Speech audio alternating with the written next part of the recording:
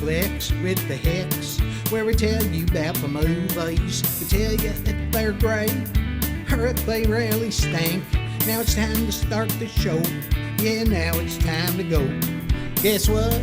It's Flix with the Hicks. Hey folks, welcome to another episode of Flix with the Hicks. I'm Greg, this is my lovely wife Janet, and each week we review 2 films that we watched that week on DVD.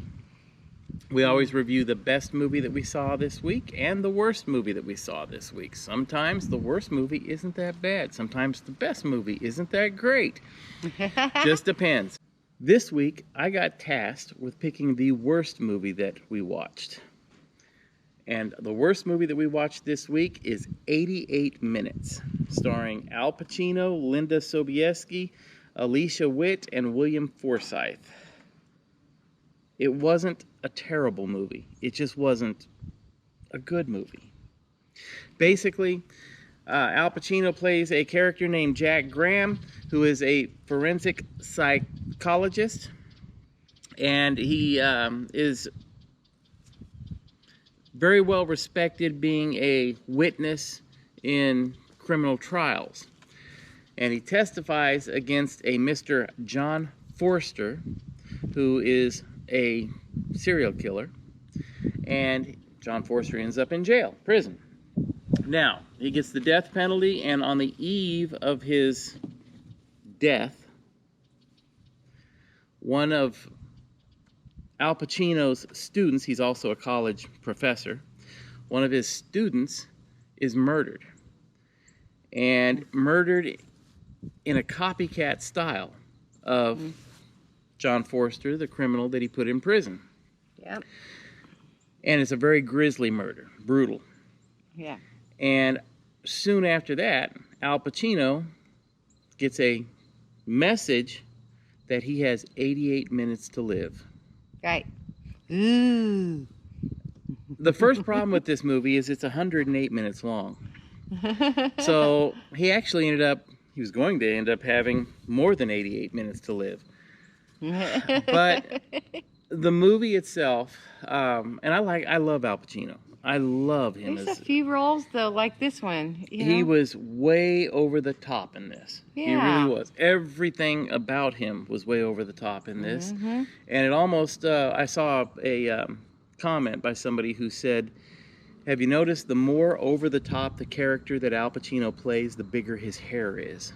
Oh, so, that's a good one. My problem, it's probably true. Now, from now on, every time I see him in a movie, I'm going to look how big his hair is. But, you know, my biggest problem with this movie, the reason that, and it's a pretty outlandish movie. It's pretty unbelievable. But my biggest problem with this is Al Pacino's character seems, for the biggest part of the movie to be unfazed by the fact that he's being threatened with his life in the next 88 minutes. He acted as if it's just another day. He just went about his day like normal, and I was hid it from a lot of people, but you know, the stuff that he did in the past was questionable, and now it's like his relationship with that John Forster, how you say it, Forster? Forster. Yeah, it's going back and forth, and you know, he says, "I know you have something." It's not realistic at all, and you know, with his students and the Pacino's attitude, and it just didn't fit real life. No, at all. If I had gotten a phone call after seeing what had happened to that girl, saying you have 88 minutes to live, I'd be in a panic. I think most people would. You would at least show emotion, like, "Oh my gosh, what do I do now? How can I save myself?" No, Al Pacino was, you know, and get some help instead of trying to like do everything yourself. Yeah. You know, that kind of thing. Yeah, but it was not very realistic. No. At all. So what do you rank that movie? Oh, it was like... Well, this movie was made in 2007. Had a budget of $30 million. It did make $33 million. So it did make $3 million, total after everything was said and done.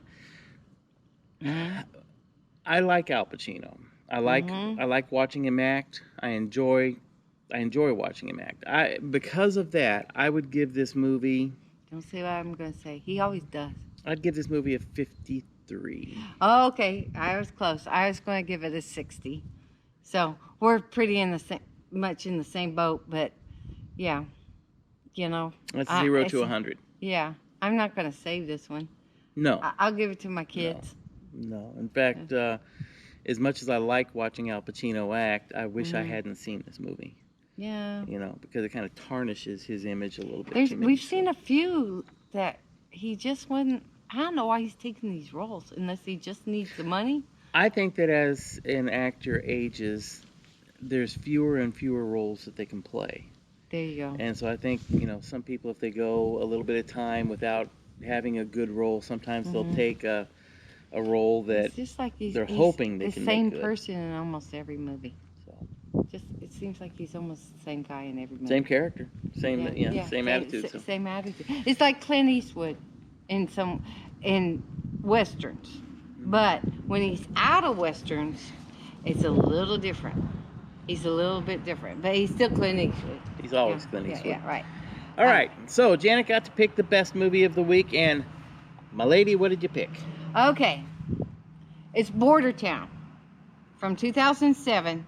I know it's all controversial and all that, and it was made with $21 million, and it really didn't make any money, $8.3 million, but I like the movie, and it's realistic because it's based on real events, okay?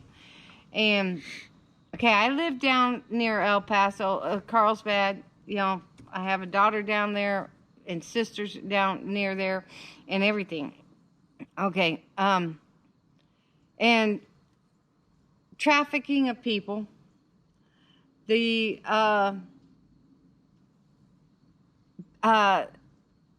Mexican people trying to get over to the U.S., but the cartel and the corruption.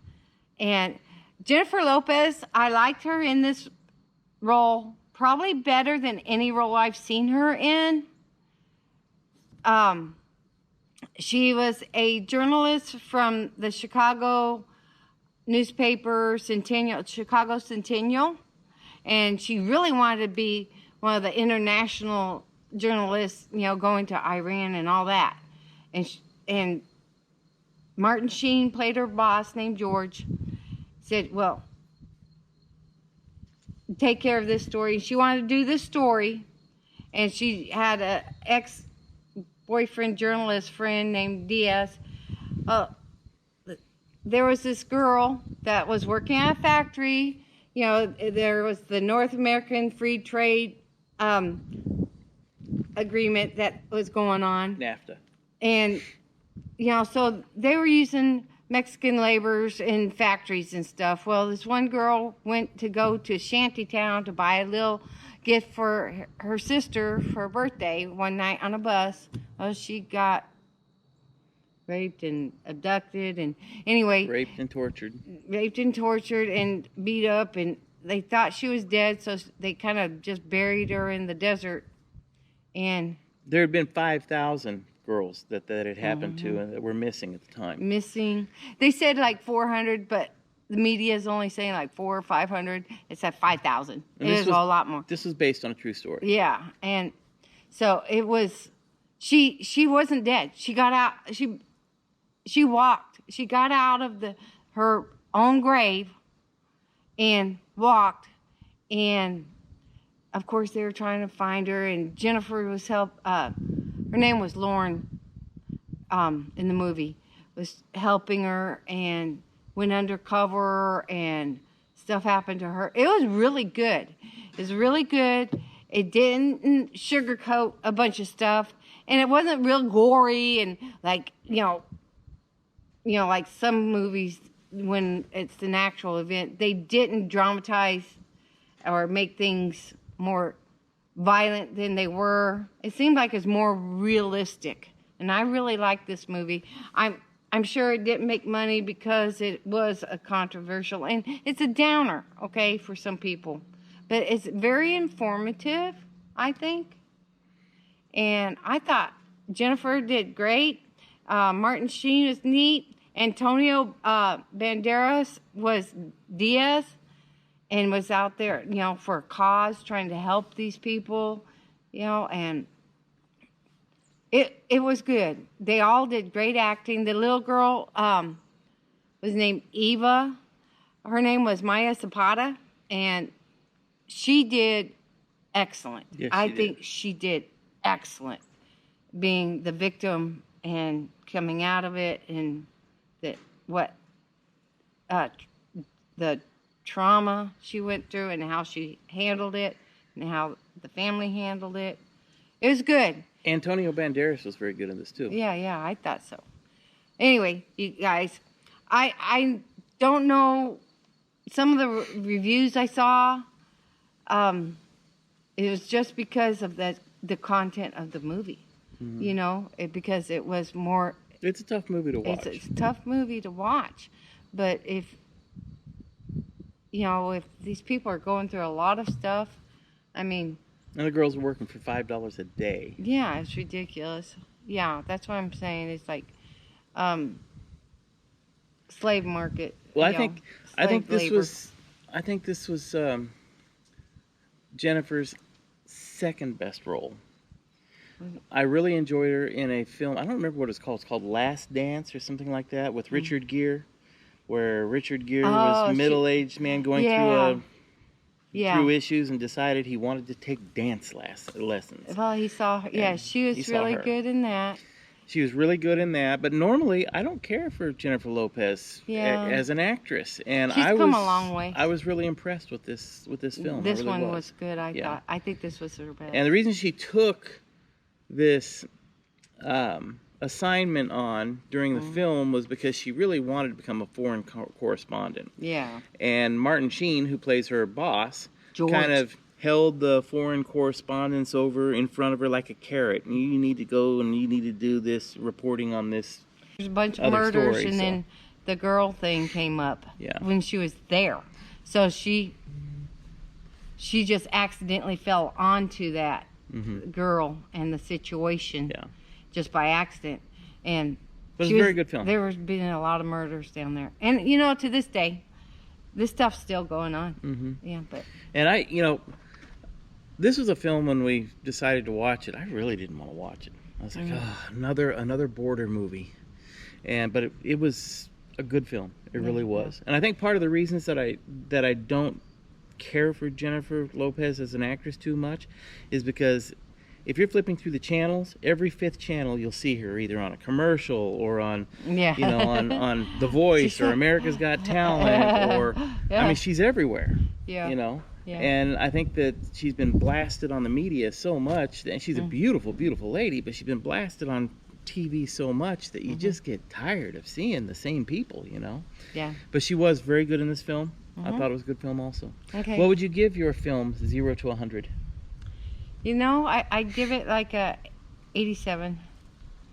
It isn't like a blockbuster, and I'm sure just because of the content it didn't make money. It should have been. It's more like could have been a documentary almost, but the personal relationships and stuff. It was a good movie. I would give it an 82, and that's pretty good for me because most border town or border movies are so generic that this was above the rest. Yes, I believe. So very good film. All right, guys. Well, we watched all these movies, and sure, we might have a blockbuster here, and then a super, super gross, awful movie, like ridiculously gross. This is what we watched this week. We had one that was a so-so movie, so we picked the best that we had and the worst for that week. So that's what you got, okay? All right, folks, we hope you enjoyed this review that we did. If you did, please hit the like button, the subscribe button, hit the little bell down in the corner for notifications, stay away from all the bad buttons, and until next time, go out and enjoy a good film. Talk to you later.